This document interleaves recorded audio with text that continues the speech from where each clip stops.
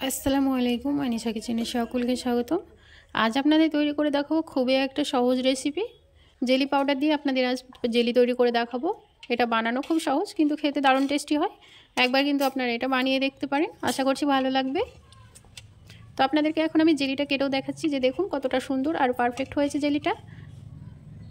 আর jelly পাউডারের মধ্যেই কিন্তু সমস্ত কিছু দেওয়াই থাকবে, আপনাদেরকে এক্সট্রা করে আর কিছুই কিনতে হবে না। আর এখানে কোনো রকমের চিনিও ব্যবহার করতে হয় না। চলুন তাহলে দেখে নেওয়া যাক কীভাবে আমি জেলিটা তৈরি করি। অনেক দিন আগেই কিন্তু আমি এই প্যাকেটটা কিনে এনেছিলাম, জেলি মিক্সড পাউডারের প্যাকেট, স্ট্রবেরি ফ্লেভারের। কিন্তু কাজে কাজে আমার এটা তৈরি করাই হয়নি। তো আজ ভাবলাম যে এটা আমি তৈরি করি, আর এটা আপনাদের সঙ্গেও কিন্তু আমি শেয়ার করব, যে এটা কিভাবে তৈরি করা হয় বা তৈরি করতে হয় সেটাও কিন্তু আপনাদের সঙ্গে শেয়ার করব।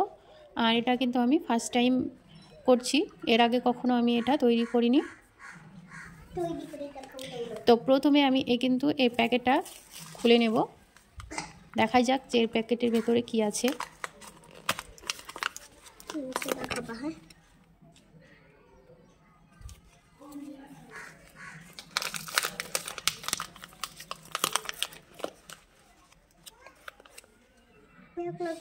এবার আমি কাঁচি দিয়ে প্যাকেটটাকে কেটে নেব।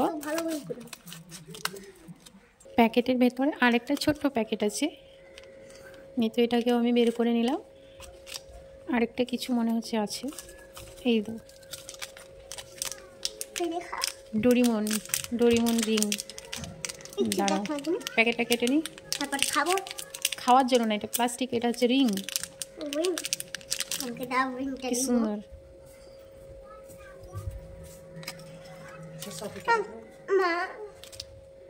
এবার আমি জেলি পাউডারটা মিক্সিং বোলের মধ্যে ঢেলে নেব। এবার আমি এই ছোট প্যাকেটটাও কেটে নেব।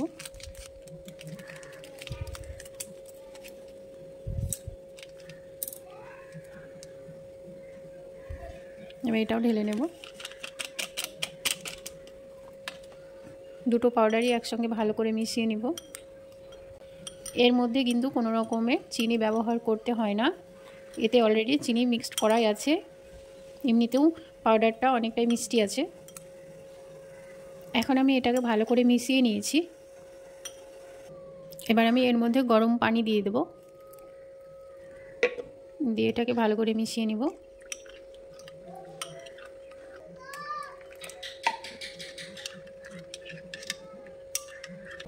আমি আর একটু পানি দিয়ে নেব। এর ফ্লেভারটাও কিন্তু খুব সুন্দর। আমি একটু টেস্ট করে দেখলাম যে এটা বেশ মিষ্টি আছে, খেতেও কিন্তু বেশ টেস্টি। এটাকে আমি ভালো করে মিশিয়ে নিয়েছি।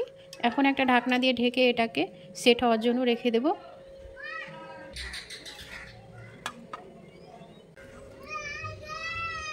জেলিটা সেট হয়ে যাওয়ার পরে কিন্তু আমি ফ্রিজে এটা রেখেছিলাম ঠান্ডা হওয়ার জন্য। আর এখন এটা কিন্তু ভালো মতো সেট হয়ে গিয়েছে, দেখতে পাচ্ছেন কতটা সুন্দর লাগছে, কালারটা জাস্ট ওয়াও। এখন হচ্ছে এটাকে মোল্ড করে নেওয়ার পালা।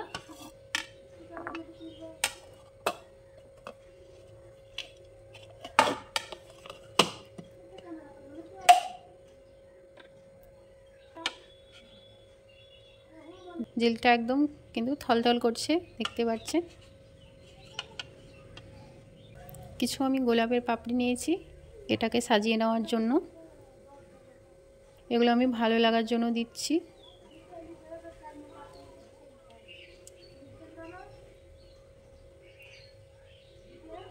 এই জেলিটা খেতেও কিন্তু বেশ টেস্টি হয়। আপনারা কিন্তু এই রকম জেলি পাউডার নিয়ে এসে বাড়িতে তৈরি করে খাবেন, দেখবেন খেতে বেশ ভালো লাগবে। জেলির এই রেসিপিটা আপনাদের কাছে কেমন লেগেছে অবশ্যই কমেন্ট করে জানাতে ভুলবেন না। আর আপনারা কী ধরনের ভিডিও দেখতে চান সেটা কিন্তু অবশ্যই কমেন্ট করে জানাতে পারেন। ভালো লাগলে একটি লাইক করবেন, পাশে থাকা বেল বাটনটি ক্লিক করবেন, যখনই আমি ভিডিও আপলোড করব সেইমাত্র নোটিফিকেশান আপনাদের কাছে চলে যাবে। সকলেই ভালো থাকুন, সুস্থ থাকুন, আল্লাহ হাফেজ। আজকে এই পর্যন্ত, দেখা হচ্ছে নতুন কোনো রেসিপিতে।